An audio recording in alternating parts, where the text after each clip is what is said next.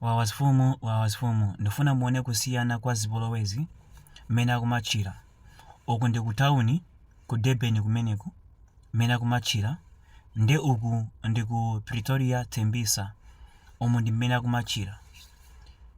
Mwaone akutawuniwa ali organized like sakuyenda wina uko ali malo amodzi, pamene anthu aku location wina ali apo cholinga chawo anthuwa ndikukumana ndi munthu amene ali mfolena ampange chipongwe kapena akapeza shopu apite akabe.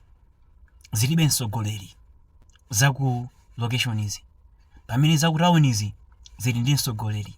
Ndicho ndakuluakulu zikatha zipolowezi pasere pano kumakhalabe osamala makamaka anthu amene muli ku location ndi amene muli pa risk kwambiri kusiyana ndi anthu amene ali ku tawuni, chifukwa chakuti anthu amene ali ku tawuni wina aliyense amakhala obwera mu tawuni ndipo wina aliyense amakhala ndi zochita. Ndesu ngasiye zochita zako kumapita kwa munthu wina wake kumakamuwuza kuti ndiwe mfolena upanga chani mu dziko lathu, sungapange zimenezo. Koma munthu amene ali kumuzi angathe kupanga zimenezo chifukwa choti alibe chochita. Ndi chochita chingathe kukhala kumayendayenda kumasaka mafolena kumapanga chipongwe. Ndicho ndakuluakulu anthu amene muli kuma location khala nosamala kuyambira pa 30 ndikumapita kusogolo khala nosamala guys.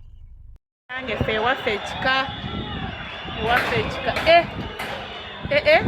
okimanyi mama bano nga bali mukuba amaduuka g'abantu bayitirivu people as bayitirivu tebandaba nga mbakwata bannange beyamu nja bakwatira ano ndabe bali mukuba amaduuka g'abantu polisi eri mu maaso baabo bannange ffe batuuse wano bayitirivu bangi bayitirivu maama n'emiggo bannaye balinga abalunda ente bayitirivu